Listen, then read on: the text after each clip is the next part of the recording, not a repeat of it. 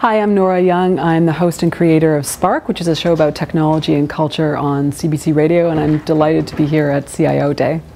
I think what's perhaps been really surprising is the willingness that people have not only to collect personal health data, but to share that with other people. You'd think it would be something that people would want to be extremely private about, but in fact people do seem to have this appetite to share.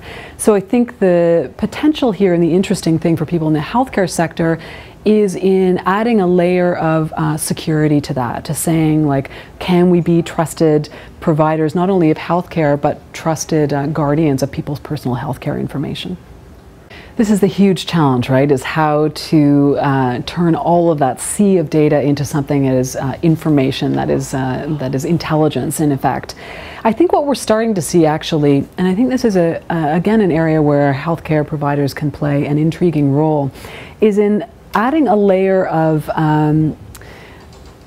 credibility and an extra layer of guaranteeing the reliability of the data in between the bottom-up stream and the top-down. So I think we're not so much seeing the replacing of scarce data with nothing but chaotic bottom-up data. I think we're starting to see the creation of useful bottom-up data, but with this layer of intelligence. In my talk, I spoke about how the Kenyan technology startup Ushahidi is starting to add this layer called Swift River, which is a combination of algorithms to try and generate a little bit more reliability to the data that people are generating. And I think there's real opportunity, again, to think in terms of, and I didn't address this in my talk, about thinking about a partnership between people who have the reliability layer and users who are generating this extraordinary amount of data.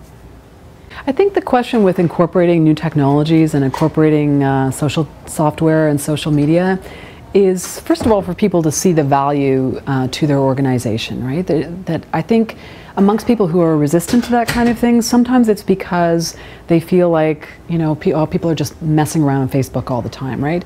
So for instance, at the CBC, we've seen in the last, I would say, 5 years or so, a real shift as people see, no, these are actually vital communications tools for doing contemporary media. They're not things that are a distraction and so forth. So I think part of the key is showing people how those tools are useful. And one of the ways I think we can do that is by using that as a tool for employees to connect with each other, to find out what other people are working on and all that kind of stuff, to share resources and so forth.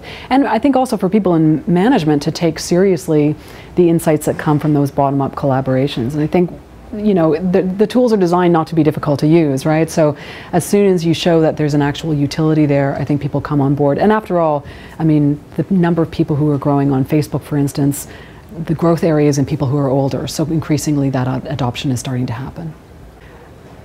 Exciting,